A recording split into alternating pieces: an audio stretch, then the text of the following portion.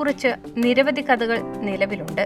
ഇതെല്ലാം യാഥാർത്ഥ്യമാണോ സങ്കല്പമാണോ എന്ന് തിരിച്ചറിയുക പ്രയാസമാണ്. അത്തരത്തിലൊരു കഥ പറയാനുണ്ട് ഭക്ഷണപ്രേമികളുടെ ഇഷ്ടവിഭവമായ സാമ്പാറിനും. ഊണിനും ദോശയ്ക്കും ഇഡ്ലിക്കുമൊപ്പം മലയാളിക്ക് നിർബന്ധമാണ് സാമ്പാർ. പ്രധാന കോമ്പിനേഷനായ ഇഡ്ലി തീന്മേശയിലെത്തി 8 നൂറ്റാണ്ടുകൾ കഴിഞ്ഞാണ് സാമ്പാറിന്റെ രംഗപ്രവേശനം.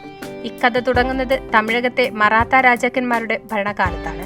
ഭരണാധികാരിയായ ഷാഹുജിക്ക് ഏറ്റവും പ്രിയം ഉത്തരേന്ത്യൻ വിഭവം അംട്ടിയായിരുന്നു. ഇതിൽ കോഗും എന്നറിയപ്പെടുന്ന പുളിയായിരുന്നു ഉപയോഗിച്ചിരുന്നത്. എന്നാൽ ഒരിക്കൽ കോഗു കിട്ടാതായതോടെ കൊട്ടാരത്തിലെ പാചകക്കാരൻ ആരും അറിയാതെ വാളൻ പുളിയിട്ട് കറിയുണ്ടാക്കി. രാജാവിന്റെ ശാസന പ്രതീക്ഷിച്ച് തീന്മേശയിൽ കറി വിളമ്പി. എന്നാൽ സംഭവിച്ചതാകട്ടെ നേരെ മറിച്ചും. വാളൻ പുളിയുടെ രുചിയിൽ രാജാവ് ഭക്ഷണം അങ്ങ് ആസ്വദിച്ചു കഴിച്ചു. മാത്രമല്ല സന്തുഷ്ടനായ രാജാവ് സഹോദരിപുത്രൻ സാമ്പാജിക്കും കറി നൽകി. കറി കൂട്ടി ഭക്ഷണം കഴിച്ച സാമ്പാജി പിന്നീട് ചെറിയ മാറ്റങ്ങൾ വരുത്തി കറിയുണ്ടാക്കി.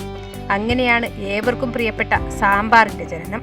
കാലങ്ങളേറെ കഴിഞ്ഞപ്പോൾ ഇതിൽ നിരവധി വെറൈറ്റികളും എത്തി. വളരെ വേഗത്തിൽ ഇത് തയ്യാറാക്കാനാകുമെന്നാണ് വീട്ടമ്മമാർ പറയുന്നത്. ഇതിൽ 2 വിധത്തിലുണ്ട്. ഉള്ളി സാമ്പാർ വെക്കുമ്പോൾ നമുക്ക് തേങ്ങ അരച്ച് വെക്കാം, തേങ്ങ അരക്കാണ്ട് വെക്കാം. ഇന്ന് നമ്മൾ കാണുന്നത് തേങ്ങ അരക്കാണ്ട് വെക്കുന്ന ഒരു തരം സാമ്പാറാണ്. കാരണം തേങ്ങ അരച്ചത് എന്ന് പറഞ്ഞാൽ കുറച്ചും കൂടെ സിമ്പിൾ ആയിട്ട് അവർ പറയുന്നത്, ആദ്യത്തെ റെസിപ്പി എന്ന് പറയുന്നത് തേങ്ങ അരക്കാണ്ടേ ഉള്ളതെന്നാണ് പറയുന്നത്. ആദ്യം നമുക്ക് ചെറിയ ഉള്ളി ഒരു 1/4 കിലോ എടുത്ത് അരിഞ്ഞു വെക്കാം. അരിഞ്ഞു വെച്ചാൽ തോല് കളഞ്ഞ് കഴുകി ഒന്ന് അത് ചട്ടിയിലിട്ടിട്ട്, ഞാൻ ചട്ടിയിലാണ് ഉണ്ടാക്കുന്നത്, നമ്മൾ ഏത് പാത്രത്തിൽ വേണമെങ്കിലും ചെയ്യാം.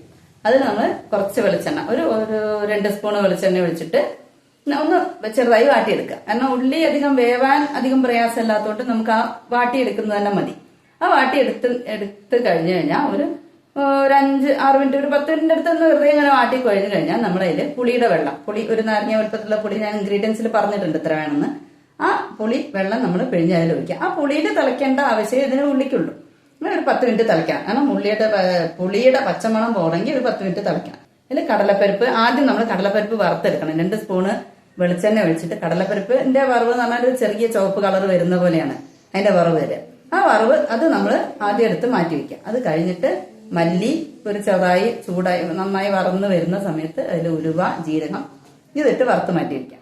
അത് കഴിഞ്ഞിട്ട് കായം നമ്മൾ തനിയെ വറക്കണം. കാരണം കായത്തിന്റെ വറവും ഇതിന്റെ ഒക്കെ വറവും എല്ലാം വേറെ വേറെ വറവാണ്, ഓരോന്നിനും ഓരോ വറവായതുകൊണ്ട് ഇത് ഈ മല്ലി, ജീരകം, ഉലുവ ഇത് 3 കൂടെ നമ്മൾ വറുത്ത് മാറ്റി വെക്കാം. എന്നാൽ ഈ ജീരകം ഒന്ന് പൊട്ടുന്ന സൗണ്ട്, ഉലുവയത് ചെറിയൊരു പൊട്ടുന്ന സൗണ്ട് പോലെ വരും. ആ സമയത്ത് നമ്മൾ ഇതും കൂടെ മാറ്റി വെക്കാം. അത് കഴിഞ്ഞിട്ട് നമുക്ക് ചുവന്ന മുളക്, കാരണം കപ്പൽ മുളക്, വറ്റൽ മുളക് നമുക്ക് എത്രയാണോ എരിവിന് വേണ്ടത് അതനുസരിച്ച് അത് വറുത്ത് മാറ്റി വെക്കാം.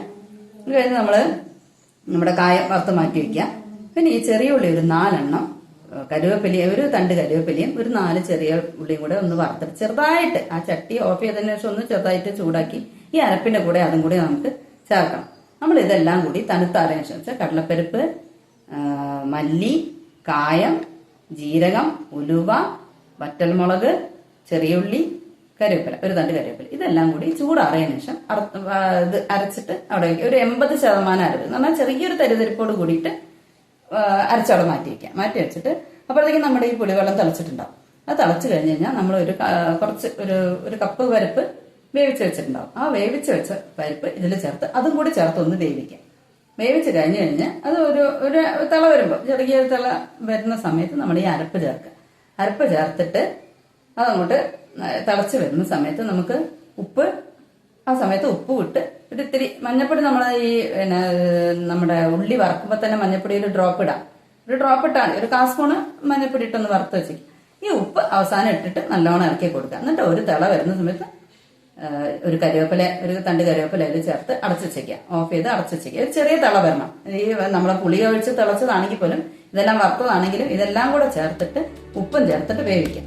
ടേസ്റ്റിനപ്പുറം ഇത് വളരെ ഹെൽത്തിയാണ്. പച്ചക്കറികളെല്ലാം ചേരുന്ന ഇത് വെജിറ്റബിൾ സൂപ്പിന്റെ ഗുണം ചെയ്യുമെന്നാണ് ആരോഗ്യ വിദഗ്ധർ പറയുന്നത്. ETV ഭാരത്, കണ്ണൂർ.